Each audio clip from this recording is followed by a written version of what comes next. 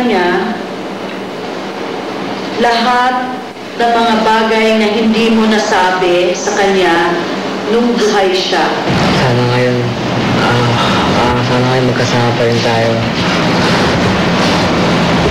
Para at least naparamdam ko sa'yo kung gaano ka kamahal. Be personal, Rainier. Namiss ko yung pag-umaga.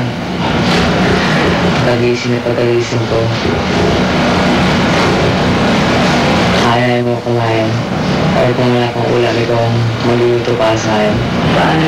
Sa lahat ng kasalanan mo, nagawa ko sa'yo. 4, Hindi kita makakalimutan. 3, 2, 1. Naniwala ka ba may patay dyan sa harapan mo? Imagine ko po talaga. Hindi. Na-imagine mo. Did you believe? Did you believe? Naniwala ba kayo? Hindi ko ipapasa yon as a director. So, kailangan na maramdaman mo kung ano yung ginagawa mo. Kailangan kang maniwala. Now, the workshop is the place to fail. You can experiment here. You can try other things here. This is the only place to fail.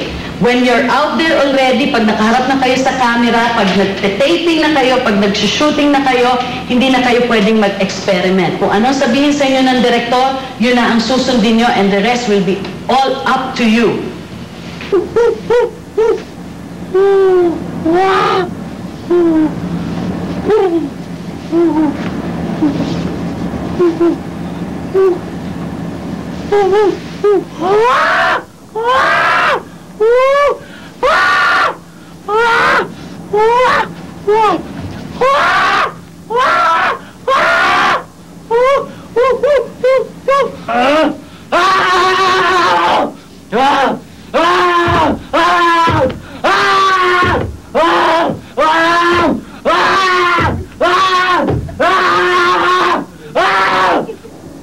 Daddy ko!